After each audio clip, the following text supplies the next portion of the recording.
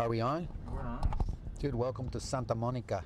Yeah, this is where we grew up. Like, my high school's right down the street here, Samo High, and we just ride our bikes straight to the beach down here to surf all the time, Bay Street.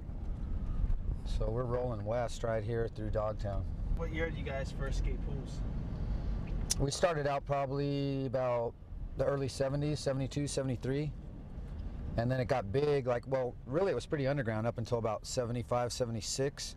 And then in the late 70s is when it started hitting, like, getting, like, media attention and started, like, blowing up, like, in the magazines and in all the surf movies, like in Go For It, in, Five Summer Stories, yep. There was a bunch of different, like, Hot Lips and Inner Tubes that Yuri Ferrant did. That was, we filmed a bunch of stuff over in Hawaii at the same time. Like, Jay Adams and I were living in Hawaii every winter, like surfing, so we started kind of infiltrating the whole surf scene with the skateboarding stuff. Who were the guys that you were skating with in the early 70s and in the 70s and shit? Jay Adams, Bob Biniak, Shogo Kubo, Wenzel Rummel, Paul Constantinu, Stacy Peralta, Peggy Oki. Dude, but there was only a few scouts that really like got out there and really looked for them and would dry them out and do all that. A lot of the younger guys, they just, you know, they came. Tag along? Yeah, tag along, but that's cool, you know, because they're the Groms, dude, so we had to do like the work.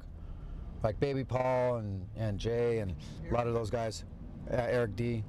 Those were the little guys. We'd do most of the work, but, you know, we'd kick their ass like in making them skate pools and shit, because they wanted to just skate the banks and take it easy, just hang with the girls and all that, dude. And sometimes we would just sneak, just barge when people weren't at home, like the rabbit holes right in this area right here, Dog Bowl.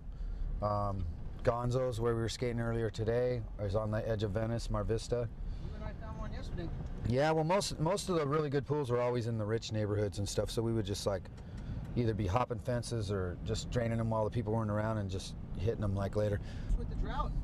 What drought? When there was all the pools had to be empty? Yeah, what was that all about? Just water shortage, dude, in LA, so like they started emptying all the pools. All I know is there was like 50% of the pools that would normally be swimmable were empty. That was like the mid-70s, like 75, 76, You guys just hit 77. It was still pretty underground then, though, you know?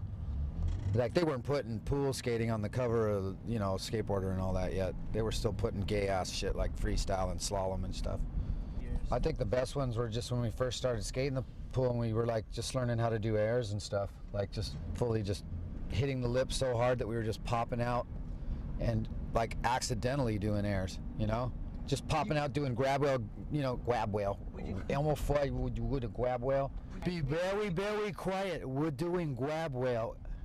Yeah, we were just grabbing the rail, doing grinds, and then all of a sudden we just started popping off the lip and just started landing them and doing airs. And then, well, once we knew we could do that, pop out and make it, that's when we started pumping, you know, doing, like, actually doing intentional airs. Because I think aerials are just kind of like how, like, you know, with surfing and stuff now. Like, guys just hit the lip so hard that they just pop out, you know, and start pulling them, and then they realize that they can boost, that they can, like, ollie them out, and then start making them. But I'll tell you what, like, the first skateboarding aerials, if it wasn't for that going down, for us breaking that, like, that barrier. Yeah, that barrier, I don't think there would be any airs going on with surfing. There wouldn't be any snowboarding. There wouldn't be, like, wakeboarding. There wouldn't be any of that shit. Because nobody would have realized that any of that stuff was possible. I started skating in '69, but I know for a fact that we probably didn't start doing aerials until I was like in high school, 15, 16 years. Probably about 73, 74, started doing airs, frontside airs. I think the Dog Bowl was probably the first place too. Early like to mid 70s, started like doing shit like that, you know? As soon as we realized that it was possible for us to totally get on the edge and pull in, doing an air or blast an air out, dude, it was just a natural progression to the point of where you were just doing full-on tuck knees. We never did stink bug airs and shit, even back in the day, dude. It was all about style, you know?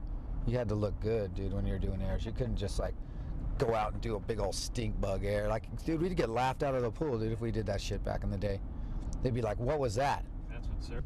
We were, like, so far ahead of the whole scene that just, it took people time, you know, to just open their eyes and just see what was going on and catch up. I mean, dude, we were way ahead when it came to that shit. There wasn't anybody. Guys in San Diego will try and contest that and say, oh, dude, we were doing airs back. And the guys in Badlands will say, well, we started doing airs a year or two after. Whatever, dude. You can contest that shit, but I know I was there, dude. The shit was going down in Dogtown way before the shit went down anywhere else. Look at this little sweetie right here. Look how short. Come on, Rhino. Here it is. Pull up a little bit and give him a shot, dude. Ay, ay, ay, que Jeez, bonita. right there. I used to hang out with this guy named Bob Ozone, and his brother was